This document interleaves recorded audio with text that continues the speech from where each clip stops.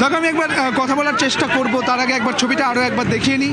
যে নির্মীয়মান কারখানা, সেই নির্মীয়মান কারখানার যে ছাদ ভেঙে পড়েছে, সেখান থেকে বেশ কিছুটা একদম কাছাকাছি যারা রয়েছেন তাদের সঙ্গে কথা বলার চেষ্টা করব।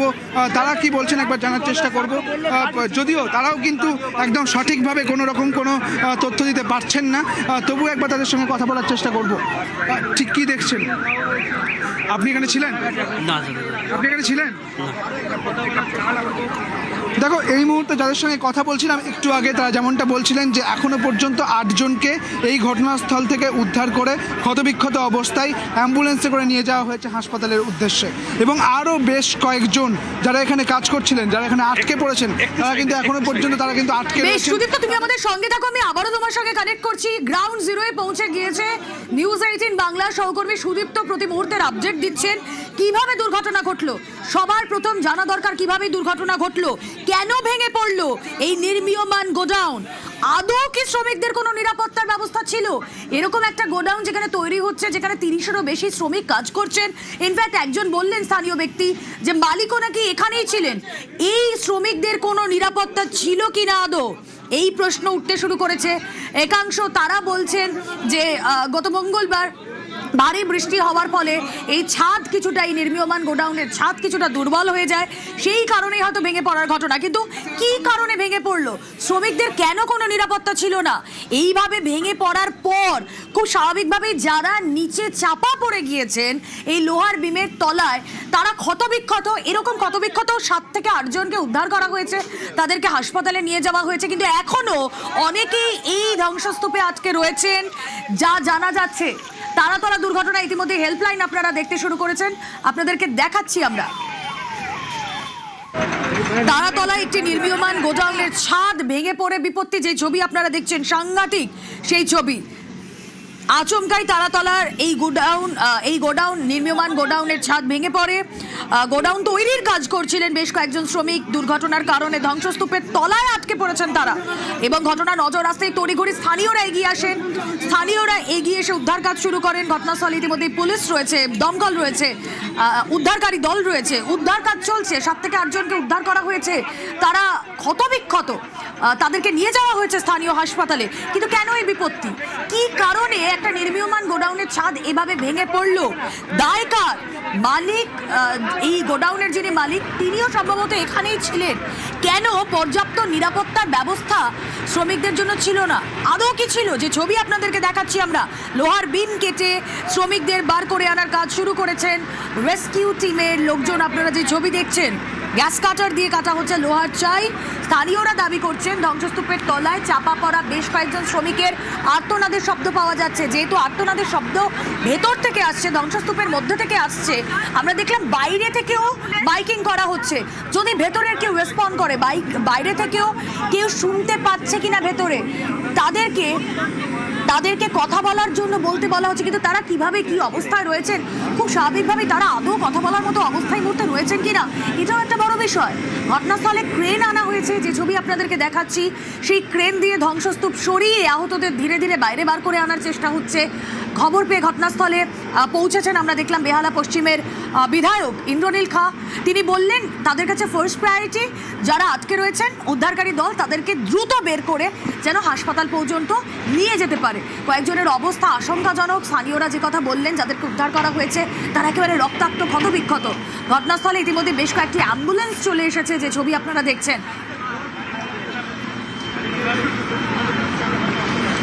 আবারও চলে যাই, সুদীপ্ত প্রতিনিধি রয়েছেন আমাদের সঙ্গে। সুদীপ্ত,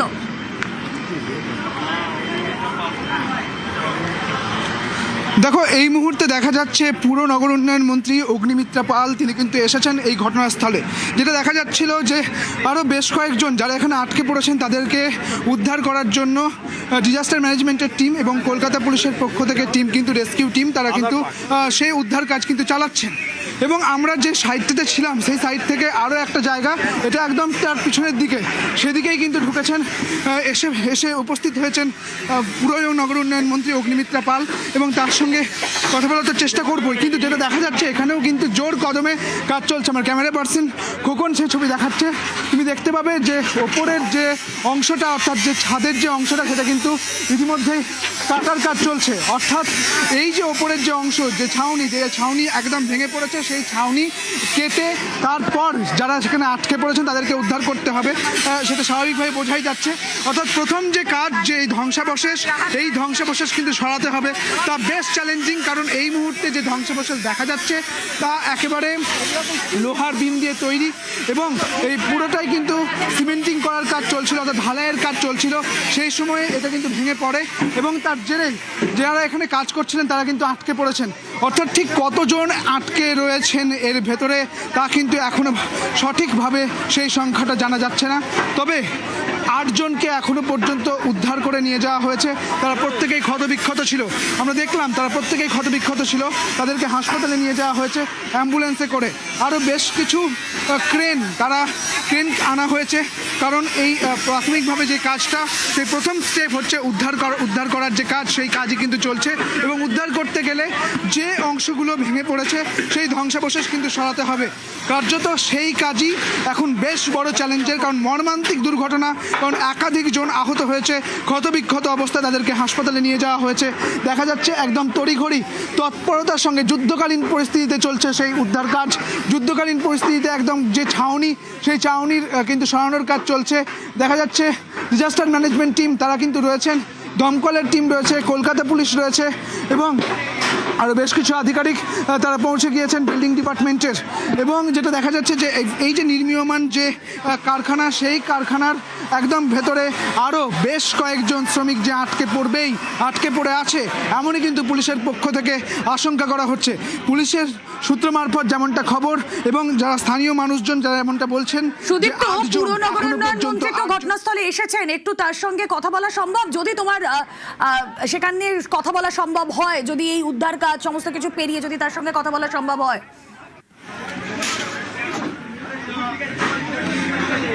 দেখো, আমি কথা বলার চেষ্টা করব। তিনি একটু আগেই এই জায়গায় এসেছিলেন, ঘটনাস্থলে এসেছিলেন, এবং এখন তিনি রয়েছেন। স্মিতা পান্ডে, পুর প্রশাসক স্মিতা পান্ডে, তিনিও কিন্তু রয়েছেন। একবার কথা বলার চেষ্টা করব। এই মুহূর্তে পুর নগর উন্নয়ন মন্ত্রী অগ্নিমিত্রা পাল তিনি রয়েছেন, তিনি তার সঙ্গে কথা বলার চেষ্টা করব অবশ্যই। কিছু দেখা যাচ্ছে যে স্মিতা পান্ডে, পুর প্রশাসক, তিনিও কিন্তু পৌঁছে গিয়েছেন, এবং বিল্ডিং ডিপার্টমেন্ট বেশ কিছুজন আধিকারিক তারাও কিন্তু এসেছেন ইতিমধ্যে। এবং দেখা যাচ্ছে যে মন্ত্রী তিনি এই মুহূর্তে ব্যস্ত রয়েছেন, স্থানীয় মানুষজনের সঙ্গে কথা বলছেন এবং ডিপার্টমেন্টের আধিকারিকদের সঙ্গে কথা বলছেন। একদম মর্মান্তিক এই দুর্ঘটনা, যে দুর্ঘটনার কবলে এখনো পর্যন্ত 8 জনকে আহত অবস্থায় হাসপাতালে নিয়ে যাওয়া হয়েছে, এবং একই সঙ্গে আরও বেশ কয়েকজন এখানে কিন্তু আটকে পড়েছে বলে আশঙ্কা। রাকেশ সিংকে দেখা যাচ্ছে, কি দেখলেন ওখানে? আমরা যখন হয়েছে তার 10 মিনিট বন্ধেই আছি। আমরা কমসে কম 10টা বডি বের করে নিয়েছি, এখন 10টা কমসে কম, এখন অনেক ভেতরে আছে, আরো বডি আছে। এটা কি নির্মীয়মান, মানে কাজ চলছিল? এটা আমি বলতে পারবো না।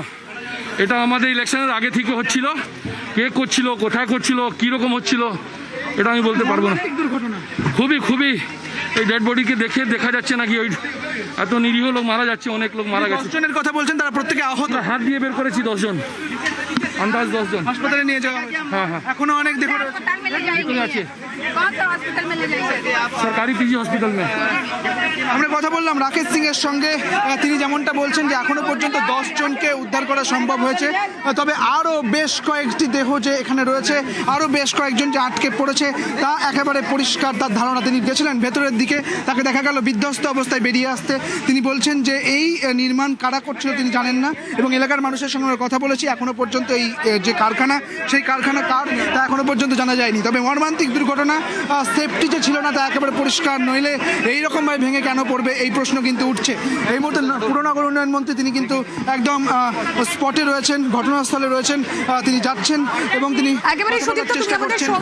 তুমি আমাদের সঙ্গে থাকো। পুর নগর উন্নয়ন মন্ত্রী অগ্নিমিত্রা পাল আমরা দেখতে পেয়েছি, তিনি ঘটনাস্থলে এসে পৌঁছেছেন। উদ্ধার কাজ যাতে আরো দ্রুত হয় সেদিকেও তিনি নজর রাখছেন। তারাতলা বিপর্যয়ে নজর রাখছেন মুখ্যমন্ত্রী শুভেন্দু অধিকারী।